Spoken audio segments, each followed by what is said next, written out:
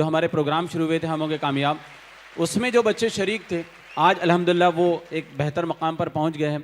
और उसी के सिलसिले में तफसीलात पेश करने के लिए तनवीर मोमिन साहब यहाँ आपके सामने मौजूद है। उससे कबल मैं बताता चलूँ कि हमारे ख़ास मेहमानान यहाँ तशरीफ़ ला चुके हैं। अब आप दिल थाम कर बैठे, हज़ारों किलोमीटर की मसाफ़त तय कर यहाँ तशरीफ़ लाए हैं। मैं नूरुल हसन साहब का, अंसार सर का और साथ ही मकसूद खान साहब का, डॉक्टर शेख अब्दुल्ला का और दीगर मेहमानान, बहुत सारे मेहमानान हमारे यहाँ पर, आदिल जो है यहाँ पर तशरीफ़ लाए, उनका, बाकी के रोल मॉडल्स का तहे दिल से इस्तकबाल करता हूँ। मैं शुक्रिया अदा करता हूँ उनका। और आगे की कार्रवाई के लिए तनवीर से दरख्वास्त करता हूँ कि फ़ौरन जो है वो वक्त की तंगी है और वक्त की तंगी का ख्याल रखते हुए प्रोग्राम के आगे तेज़ी से बढ़ाएँ। अस्सलाम वालेकुम।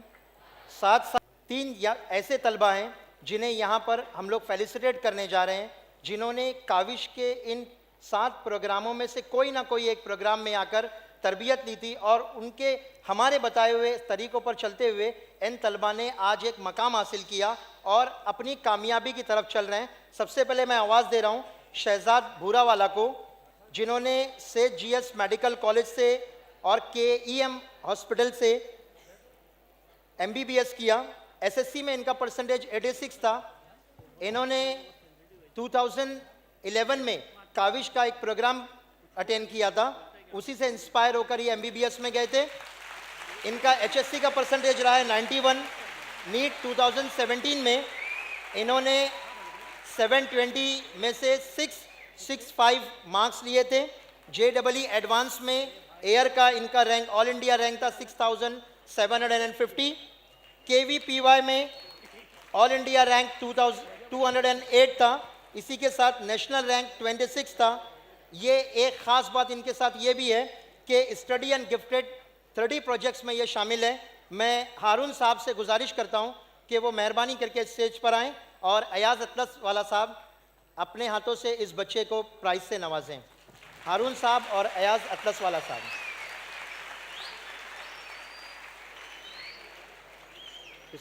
सीटी नहीं बजाएगा बच्चे। अंजुमन खैरुल इस्लाम हारून अंसारी साहब। हारून गनी अतलस वाला साहब हैं यहाँ पर। अयाज अतलस साहब।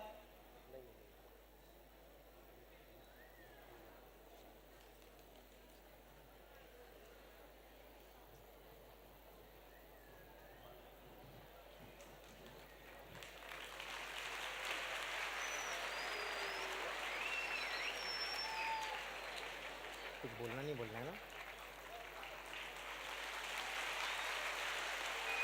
जज़ाकल्लाह सर। इसी के साथ मैं दूसरा आवाज़ दे रहा हूँ काशिफ महमूद शेख साहब, महमूद नामी बच्चे को, जिन्होंने primary education 1st to 4th BMC school में हासिल की।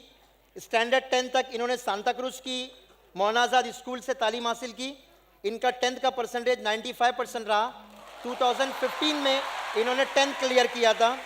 इसी के साथ एचएससी करने के लिए लातूर गए और इन्होंने 78% 2017 में एचएससी क्लियर किया और अल्हम्दुलिल्लाह फर्स्ट अटैम्प्ट एनईईटी में फर्स्ट अटैम्प्ट में क्लियर करने के बाद इस वक्त ये एमबीबीएस में एडमिशन ले चुके हैं। और दूसरी एक ख़ास बात ये रही कि फ़र्स्ट ईयर में इन्होंने 70% से एमबीबीएस का फर्स्ट ईयर कंप्लीट किया है। मैं महमूद साहब से भी गुजारिश करूंगा जो इनके वालिद हैं और साथ ही साथ काविश के अहम रुकन भी है, वो स्टेज पर आएँ। आरिफ सर जलगांव से हम यहाँ पर मौजूद हैं, बराए मेहरबानी वो स्टेज पर आएँ और इस बच्चे को अपने हाथ से ट्रॉफ़ी दें। आगा खान साहब अगर सामने हो तो बराए मेहरबानी वो भी स्टेज पर आएँ। आगा खान साहब, आगा खान साहब बराए मेहरबानी स्टेज पर आएँ।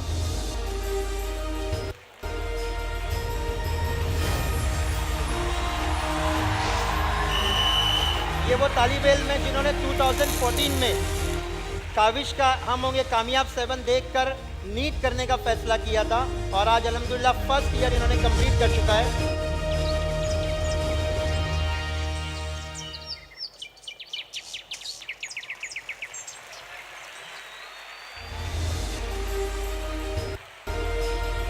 बहुत बहुत शुक्रिया सर।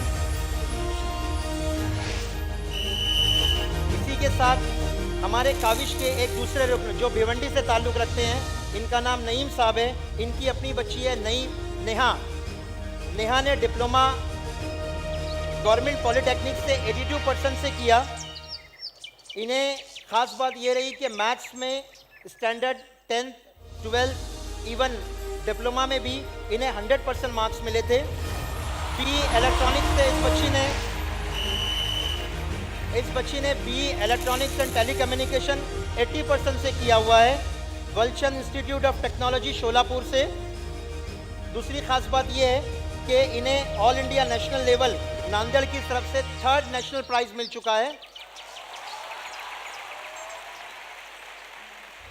खास बात यह है कि फर्स्ट अटेम्प्ट में कैंपस इंटरव्यू के अंदर इस बच्ची को इन्फोसिस कंपनी के अंदर एज अ प्रोजेक्ट मैनेजर का जॉब भी मिल चुका है।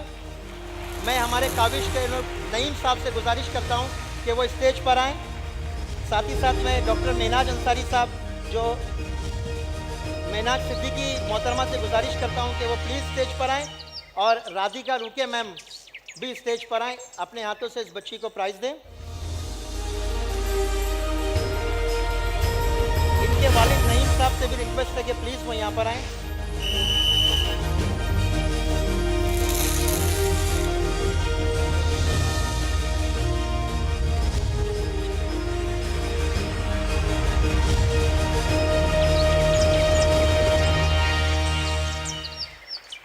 बहुत बहुत शुक्रिया।